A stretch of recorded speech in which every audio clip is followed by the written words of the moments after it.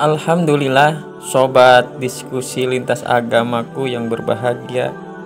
Kita berjumpa kembali di diskusi lintas agama yang dilaksanakan oleh Apologet Islam Indonesia yang begitu menarik, berisi penuh literasi, menguatkan keimanan dan ketakwaan kita, dan memberikan pencerahan bagi orang-orang yang ingin menemukan kebenaran yang sesungguhnya.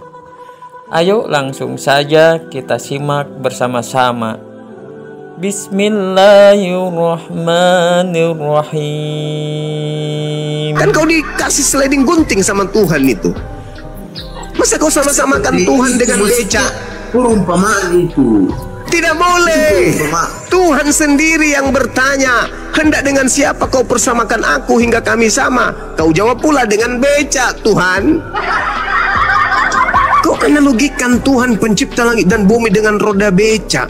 Gereja pun tak sanggup mendengarkan itu, apalagi kami yang muslim. Ya. Betul gak itu Bang Angsal? Ya.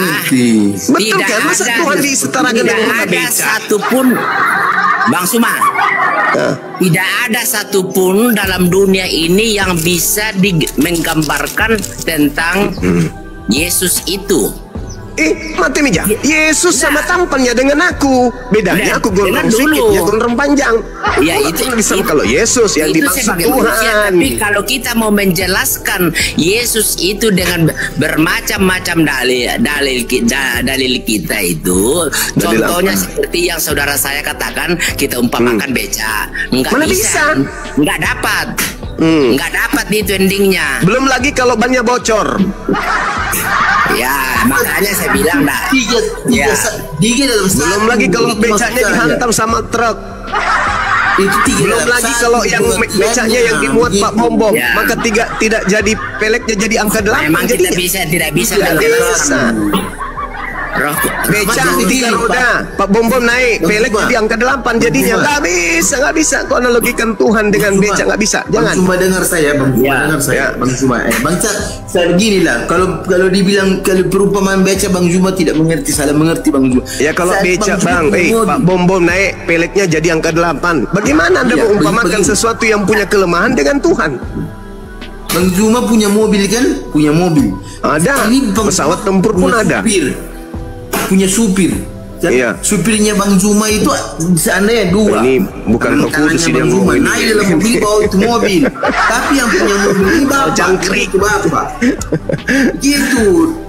Jadi atas perintah bapak. Tapi satu arah. Begitu Bang Zuma. Iya memang. Makanya aku bilang Yesus itu jalan. Jangan lagi bilang mobil rodanya 4. Saya tidak sanggup pautnya roda lagi ini.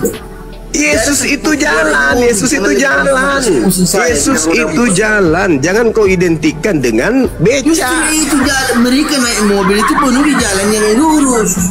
Iya, nah jalan yang ditempuh oleh Yesus itu ke sinagoge atau ke gereja. Cek.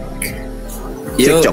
Itu kan urusannya dia mau kemana? Dia mau lihatnya baik. Katanya dia beca. Becanya itu tujuannya arahnya kemana? Ke sinagoge atau ke gereja? Semua memberitahukan begitu. Nggak bisa Bang, nggak bisa kamu jadikan analogi Tuhan dia beca. Nggak bisa. Bang Suma. Ya. Kita sepakat itu. Saya secara pribadi sepakat bahwa dalam konteks pembacaan itu di mana Yesus mengatakan bahwa aku inilah jalan dan kebenaran dan hidup. Dalam konteks itu mau menyampaikan bahwa dia hanya satu-satunya jalan. Tujuan kita kan keselamatan. Betul. Ya, jadi dalam konteks perkataan Yesus itu mau menceritakan bahwa mau menyatakan bahwa dia adalah satunya jalan. Terus memang di situ belum berbicara, tidak berbicara soal sliding dia ini. Tetapi tujuan kita ke Bapa. Semua akan melalui Bapa. Ya, tujuan kita ke Bapa. Oke, sekarang pertanyaan saya nih. Itu pemahaman Tritunggal. Kalau Bapa Iya. Pertanyaan saya sederhana, Bang. Pertanyaan saya sederhana. Ketika Yesus berbicara seperti itu, ada pihak kedua yang mendengarkan, ya kan? Yaitu muridnya. Yesus pihak pertama, muridnya pihak kedua. Kristen pihak keberapa di situ, Bang? Kristen itu kan sebagai pengikut. Iya, saya tanya, ketika Yesus berbicara, akulah jalan, akulah kebenaran, akulah hidup, tidak ada yang sampai kepada Elohim tanpa melalui aku. Yesus berbicara kepada pihak pertama, pihak kedua, atau pihak ketiga? Berbicara semua kepada pengikut-pengikutnya. Ah, itu mulai ngaco dia kan. Inilah dikatakan kamu sesat. Yesus sedang berbicara kepada pengikutnya Bani Israel, bukan kepada kita. Tapi Kristen juga pengikut. Aduh, di mana Kristen pengikut, dari mana ilmunya? Contohnya iya, kan itu makanya. Apa? Kamu ke gereja ikut siapa? Kamu ke gereja ikut siapa? Itu kan pengikut Yesus, semua kan ajaran Yesus. Iya, pengikut Yesus ke sinagoge, ke mikdas, ke bait Elohim, ke tempat suci. Masuk ke dalam harus sunat dulu. Yesaya 52, Yehezkiel 44 nomor 9. Haram hukumnya orang yang tidak bersunat masuk ke dalam mikdas, bait suci, nggak boleh.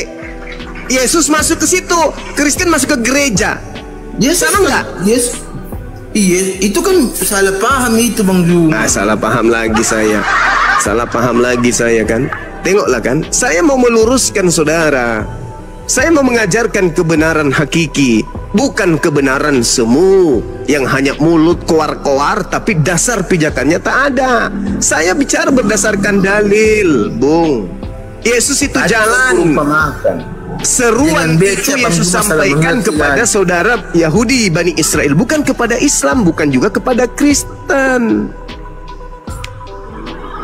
Cobalah pikirkan itu. Yesus adalah narasumber yang mendengarkan semua yang menjadi sumber pengajaran dari Tuhan itu muridnya Bani Israel. Islam Kristen ikut nggak di situ? Enggak. Bukan tidak tahu. Maksudnya kan tidak lahir di zaman. Tapi yang aneh, saudara, dengarkan sedikit. Yang aneh di Kristen ini, ketika Yesus berbicara, kalian merasa Yesus berbicara dengan kalian. Di situ sakitnya, itu di situ. Sakitnya Anda itu di situ. Ketika Yesus berbicara kepada muridnya Bani Israel yang tidak makan babi, yang tidak minum anggur, yang bersunat dan seterusnya, kalian yang merasa aku akan pergi ke rumah Bapa untuk menyediakan rumah untukmu, karena di rumah Bapa banyak tempat untukmu. Kristen merasa, padahal Yesus sedang berbicara dengan pihak kedua, yaitu muridnya Bani Israel. Saudara Kristenku ini pihak ketiga, orang luar. Sama seperti saya orang luar, saya bukan Bani Israel. Yesus diutus hanya untuk domba yang hilang dari umat Israel. Matius 15 nomor 24. Makanya nanti di penghujung kehidupan menuju hidup baru, kalian akan berhadapan dengan Yesus.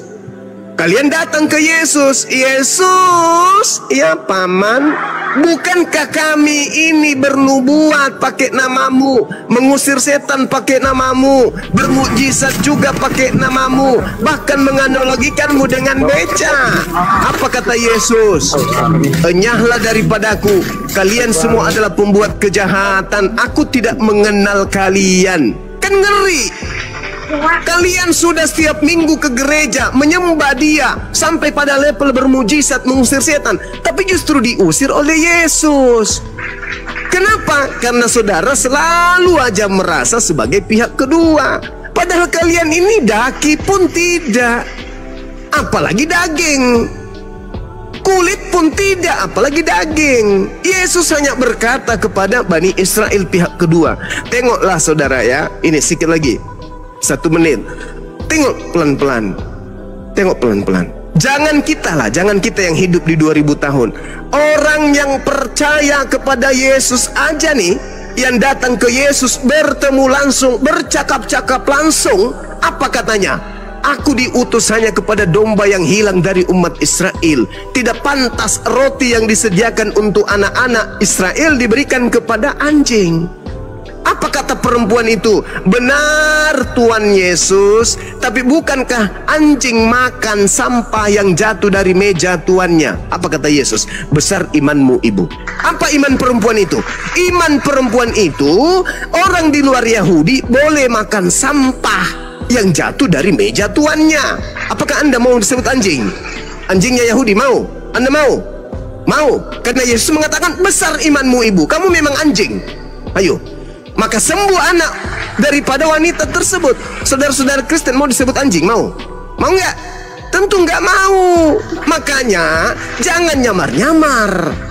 Yesus punya murid pihak kedua, kalian pihak ketiga. Pihak ketiga itulah yang harus diwaspadai oleh pihak kedua. Pihak pertama Yesus berkata kepada pihak kedua Bani Israel, waspadalah kepada pihak ketiga yang datang kepadamu dengan nyamar-nyamar sebagai pihak kedua. Itulah kalian. Ayolah saudara, gunakan akal sehat. Islam datang kemudian sebagai rahmat untuk kalian semua. Pelajari Islam itu baik-baik. Yesus bukan untuk kita. Kita hanya mengimaninya sebagai utusan Tuhan untuk Bani Israel. Kita bukan Bani Israel. Kita Bani Adam yang diberikan petunjuk kemudian oleh Allah untuk mengikuti sang penghibur terakhir, yaitu baginda Rasulullah Muhammad sallallahu alaihi wasallam.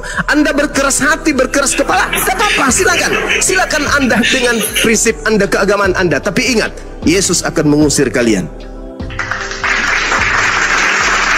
Silakan.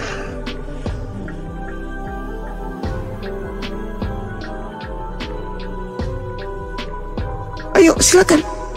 Anda mau membuat apa lagi? Propaganda seperti apa? Yesus itu adalah Tuhan, Yesus itu adalah jalan tahanan. Silakan aja. Tapi apakah Yesus pernah mengenal kalian? Apakah pernah ada orang Yahudi, praktisi Torah yang datang ke Indonesia mengajarkan menyembah kepada Yesus? Ibadah di gereja ada? Nggak ada.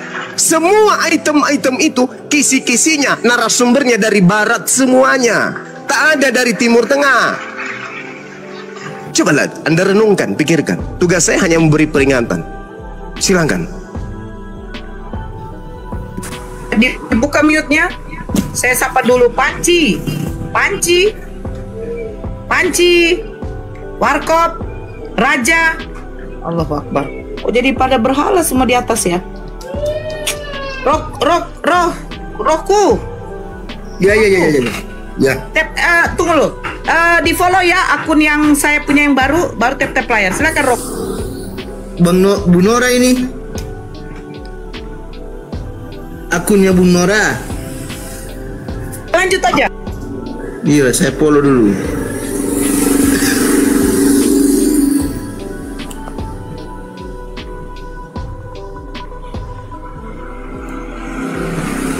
Bang Juma. Ya, silakan.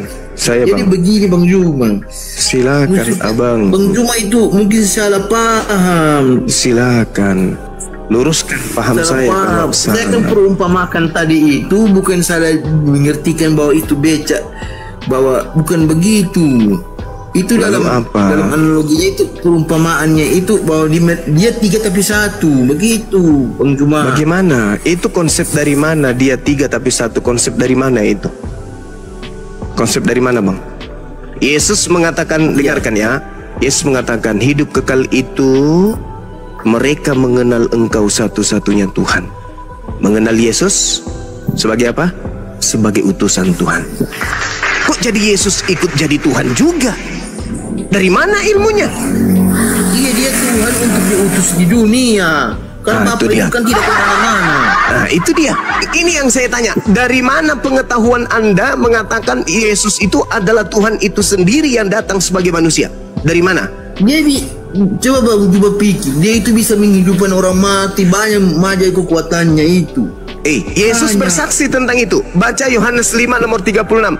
Ada kesaksianku yang lebih penting dari kesaksian Yohanes Pembaptis, bahwa semua pekerjaan yang aku lakukan, membangkitkan orang mati, membuat orang buta melihat, orang lumpuh berjalan, semua mukjizat itu aku lakukan. Mukjizat itu yang bersaksi bahwa Aku adalah utusan Tuhan, bukan utusan presiden, bukan utusan satpam, bukan utusan gubernur, bukan utusan setan, tetapi utusan Sang Yang Maha Kuasa. Baca Kisah Para Rasul 2 nomor 22. Iya, tapi dia juga Tuhan. Dari mana ilmunya? Coba, dari mana? Dari mana ada Tuhan mengutus Tuhan? Dia utusannya Tuhan di dunia untuk manusia. Dari mana ilmunya Tuhan mengutus Tuhan? Silakan Bu, silakan. Dari mana judulnya Tuhan mengutus Tuhan? Ingat, tujuan saya hanya memberi peringatan saja.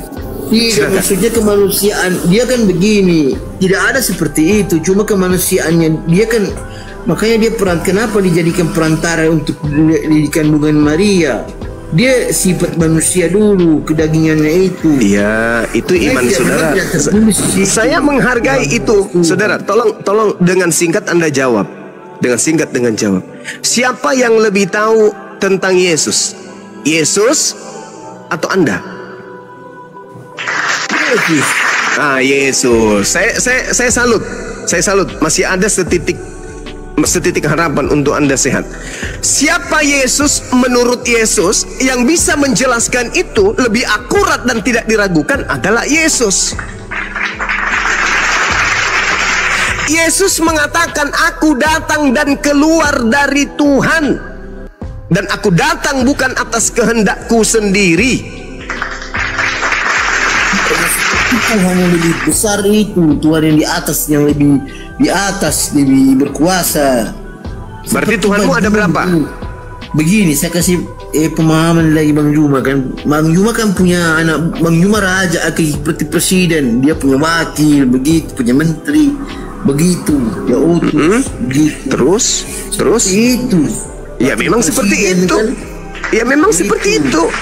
Memang seperti itu. Sebutannya wakil presiden kan, presiden mengutus wakil presiden, jadi ada sebutan presiden juga. Itulah. Sekarang pertanyaannya, ketika kemudian Presiden Prabowo mengutus wakilnya, siapa nama wakilnya? Siapa lagi? Ada yang ingat? Tidak tahu, sudah lupa. Siapa nama wakil presiden kita? Ada yang tahu? Gibran. Betul. Ketika Bapak Presiden kita yang tercinta, Bapak Prabowo, mengutus wakilnya bernama Bapak Gibran, apakah Gibran itu Prabowo?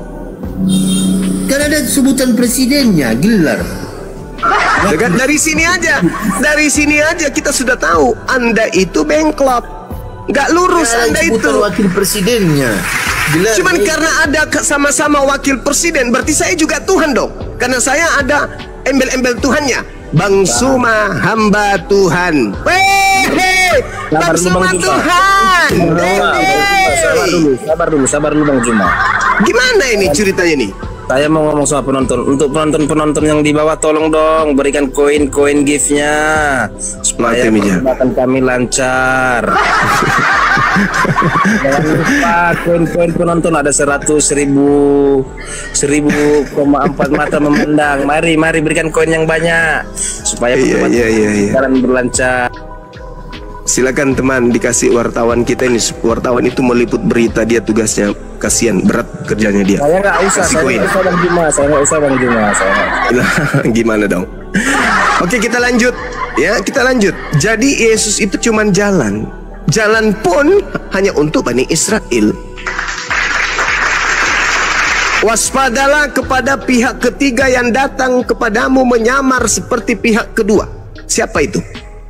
Siapa itu? Kira-kira siapa yang menyamar-nyamar sebagai pihak kedua, padahal mereka ini adalah pihak ketiga? Siapa? Siapa bang? Kalian bukan pihak kedua, kalian pihak ketiga. Nyamar jadi pihak kedua, kan lucu. Coba direnungkan itu, saudara. Renungkan. Yesus hanya untuk Bani Israel. Tidak ada nyamar-nyamar begitu. Lah Anda pihak kedua atau pihak ketiga? Kan dari pihak kedua dari mana pihak kedua? Yesus berkata di dalam Yohanes 10 nomor 27, aku mengenal pihak kedua. Pihak kedua mengenal aku. Mereka mengikuti aku dan mendengarkan aku.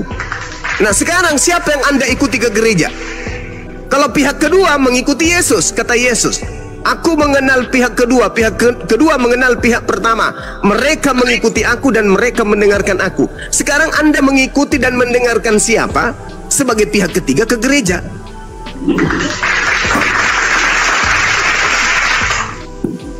Saudara, nih saya uraikan ya. Di pihak pertama dan pihak kedua, tempat ibadahnya satu tempat ibadahnya. Dengar, Yehezkiel 44 nomor 9, ulang dari 6, 7, 8, 9. Satu dosa yang pernah dilakukan oleh orang-orang Israel yang sangat dibenci oleh Elohim adalah memasukkan orang yang tidak bersunat ke dalam bait suci. Itu adalah dosa yang sangat-sangat luar biasa yang pernah dilakukan oleh orang Israel yang membuat Tuhan Elohim marah. Apa itu? Memasukkan orang najis ke dalam bait suci mereka. Tidak boleh. Tidak boleh orang tame, orang najis masuk ke dalam sinagoge. Tidak boleh orang tame, pemakan babi yang tidak mandi tahir, tidak junub, tidak wudu, masuk ke dalam mikdas, tempat sucinya orang Yahudi. Itu haram hukumnya. Sedangkan gereja boleh, tidak mengenal sunat, tidak sunat, makan babi, makan anjing, makan makanan yang diharamkan, tidak mandi junub, tidak mandi tahir, pakai sepatu, pakai sendal, pakai koteka, semua boleh masuk ke dalam gereja. Yesus masuk ke dalam mikdas, tempat suci. Kristen masuk ke dalam tempat tame, tempat yang penuh dengan kenajisan. Nah, Yesus berkata, aku mengenal pengikutku, pengikutku mengikuti aku. Aku ke mikdas, pengikutku ke mikdas. Kristen mana ada ke mikdas? Kristen mana ada ke sinagoge? Tidak ada Kristen ke sinagoge, nggak ada, kecuali mereka menjadi pengikut Torah yang hidup di tengah-tengah sebagai bangsa asing di tengah-tengah Bani Yakub. Coba dari sini aja nih, dari hal ini saja sepele, kita sudah bisa tahu siapa serigala berbulu domba. Yesus ke mikdas. Baca Lukas 4 nomor 16. Yesus pada hari Sabat, seperti kebiasaannya, dia rutin masuk ke sinagoge, mengajarkan dan membacakan kitab Tanakh. Bukan membacakan Lukas, Roma, Filipi, Kaliki, Kaluku, Pararang, Padale, bukan. Tetapi dia masuk ke dalam mikdas membacakan kitab Tanakh. Kristen masuk ke dalam gedung, di dalamnya ada orang yang tidak pernah mandi junub, tidak pernah kemudian mandi tahir, tidak bersunat, makanannya babi, belum cuci mulut sudah masuk ke sana, makanannya anjing, padahal Tuhan sudah mengecam dan bersumpah di dalam Yesaya 66 nomor 17, aku Tuhan akan membakar hangus semua pemakan babi dan pemakan balaau tikus dan makanan-makanan yang menjijikkan. Itu bahkan Paulus sendiri mengecam di dalam Galatia 2 nomor 14, apa kata Paulus? Orang yang tidak bersunat sama dengan adalah orang yang hidup secara kafir. Yesus masuk ke mikdas. Syarat masuk mikdas harus tahir, harus kudus, harus suci. Tidak boleh menodai kesucian bait Elohim. Sebelum masuk ke sana, potong rambut, potong kuku, lepas terompa, lepas sendal, pakaian, baju, celana dalam, celana luar, celana bawah, celana atas, semua harus suci kudus. Apalagi tubuh ini tidak boleh habis makan babi, tidak boleh habis bersenggama, tidak mandi junub, tidak mandi tahir. Masuk ke sana, lepaskan alas kaki, wudhu, membasuh muka, membasuh tangan, membasuh kaki, baru bisa menghadap kepada Sang Yang Maha Suci.